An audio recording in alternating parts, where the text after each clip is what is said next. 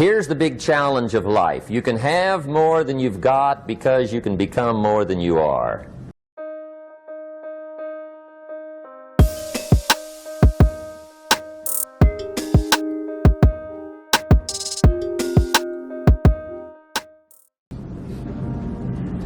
I have found in my experience that income does not far exceed personal development. Now, sometimes income takes a lucky jump, but sure enough, unless you grow out where it is, it'll usually come back where you are.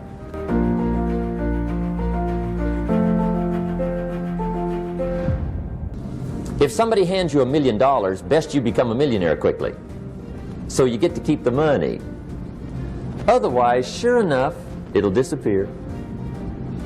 Somebody once said, if you took all the money in the world, divided it up equally among everybody, it would soon all be back in the same pockets.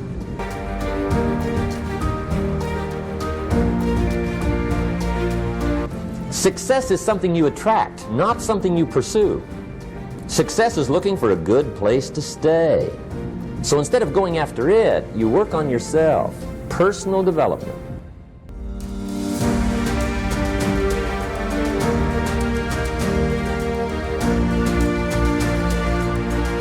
See, the major question to ask on the job is not what are you getting. The major question to ask on the job is what are you becoming? Not what am I getting paid here. The big question is what am I becoming?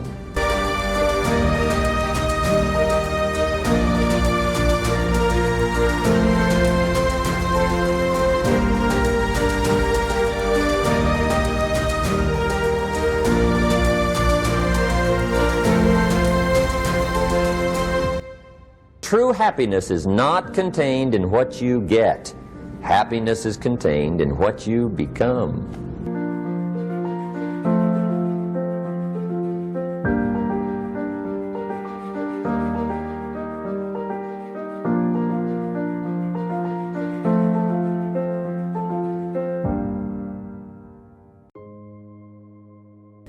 The next subject is my favorite, setting goals. Mr. Schultz taught me how to set goals. One morning at breakfast, shortly after I met him, he said, Jim, let me see your current list of goals and let's go over them and talk about them. He said, maybe that's the best way I can help you get a better direction started. And I said, I don't have a list. He said, well, is it out in the car or home somewhere? I said, no, sir. I don't have a list anywhere. He said, well, young man, that's where we got to start. He said, I can tell you right now, if you don't have a list of your goals with you, he said, I can guess your bank balance within a few $100s. That day, I became a willing student how to set goals. And sure enough, learning how to set goals changed my life.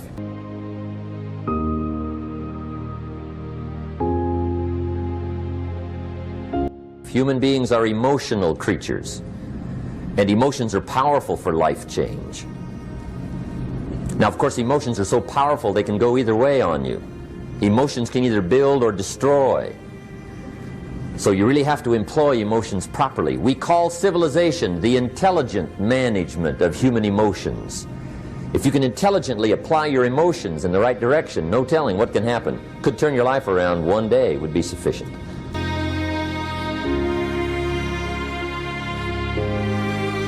The major key to your better future is you.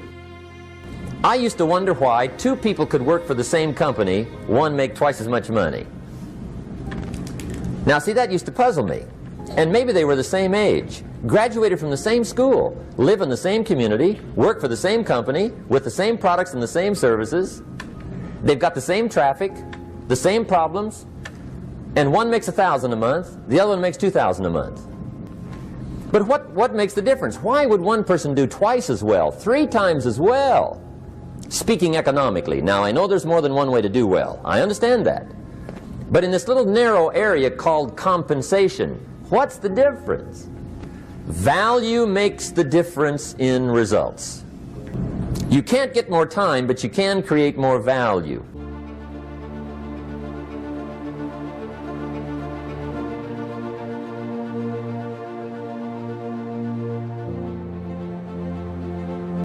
First lesson of economics. We primarily get paid for value. Bringing value to the marketplace, that's how you get paid. You don't get paid for the time. I know it takes time to bring value to the marketplace, but you get paid for the value, not the time. Is it possible to become twice as valuable at the marketplace and make twice as much money in the same time? Could you become 3 times as valuable, make 3 times as much money in the same time? Is that possible? The answer is yes, if you go to work primarily on yourself. Learning to work primarily on yourself. How do you develop an above average income? And the answer is, become an above average person. Learn to work harder on yourself than you do on your job.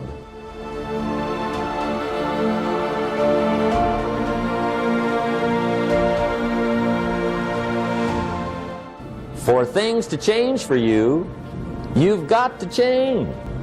Otherwise, it isn't going to change. Life and business is like the changing seasons. You cannot change the seasons, but you can change yourself. And see, that's how life gets better for you, not by chance, but by change.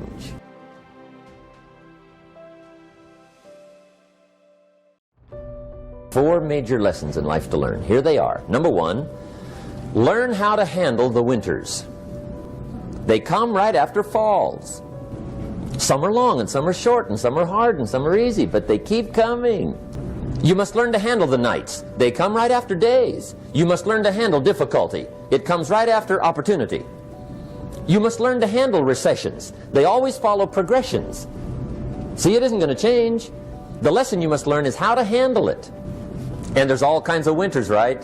The winter when you can't figure it out. The winter when it all goes smash. The winter when it turns belly up.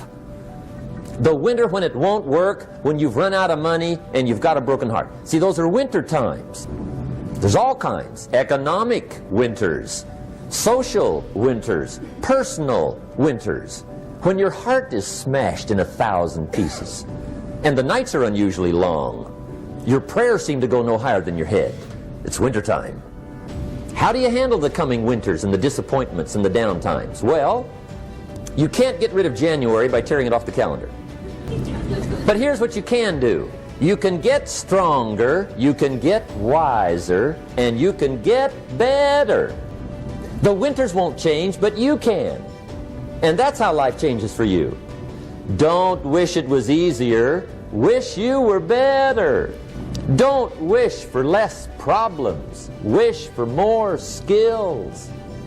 Don't wish for less challenge. Wish for more wisdom.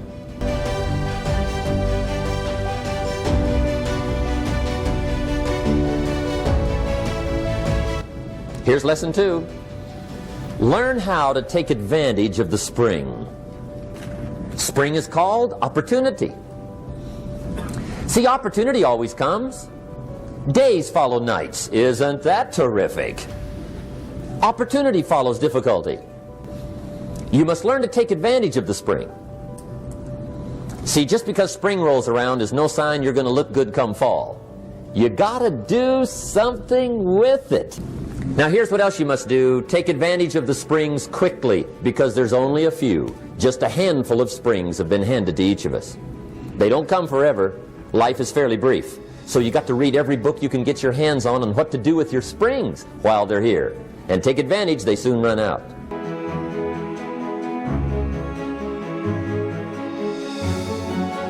Here's the 3rd major lesson in life to learn. Learn how to protect your crops all summer. You got to take care of what you start. Sure enough, as soon as you've planted your garden in the spring, the busy bugs and the noxious weeds are out to take it. And here's the next bit of truth. They will take it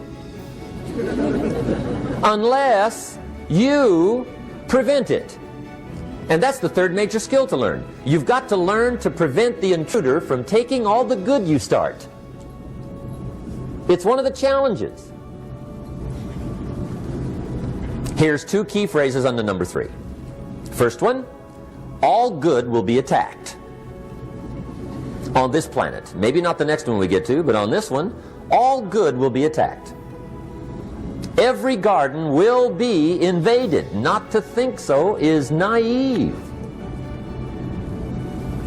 And here's the second phrase. All values must be defended. Political values, social values, community values, family values, marriage values, friendship values, business values. Every garden must be tended all summer.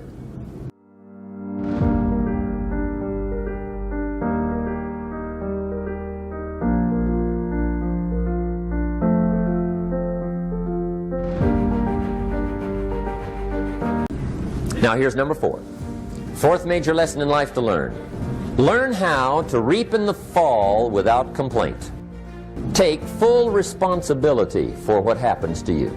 It's one of the highest forms of human maturity, accepting full responsibility. It's the day you know you've passed from childhood to adulthood, the day you accept full responsibility. And another note, learn to reap in the fall without apology. Without apology if you do well, and without complaint if you don't. That's maturity.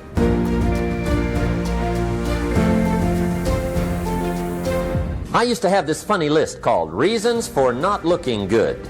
I used to blame the government. I used to blame taxes. Look what you got left after they take everything. I used to blame the weather. I blamed the traffic. I used to blame my car. I blamed the manufacturers. I used to blame the company. I blamed company policy. I blamed my negative relatives. They were always putting me down. I blamed my cynical neighbors. They're just selfish, looking out for themselves. Won't loan you money? They were on my list. I used to blame the economy. I blamed the community. That's a pretty good list for not doing well, isn't it? I thought it was good. I'll never forget one day. Mr. Schoaf was very kind, but he was also very blunt. One day, with sort of a curious look on his face, he said, Jim, just out of curiosity, tell me, how come you haven't done well up until now?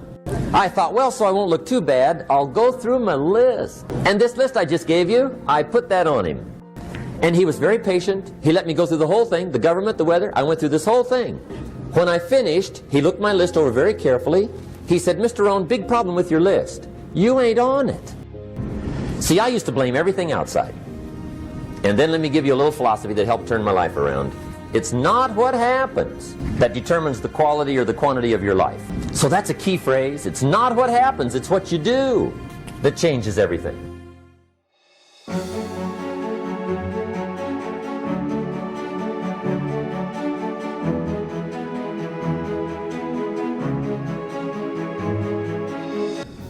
Disappointments are not special gifts reserved for the poor. Everybody has them. The difference is what you do about it. It's not the weather. I used to blame the weather, and I discovered it rains on the rich. So see, that won't help. Two men wake up one morning, there's a rainstorm on. One of them looks out his window, sees the rainstorm, and he says, wow, what a storm. With weather like this, they can't expect you to go out and make sales. He stays home. Same morning, the other guy looks out his window, sees the same storm, says, wow, what a storm. But he says, you know what, with weather like this, what a great day to go out and make sales. Most everybody will probably be home.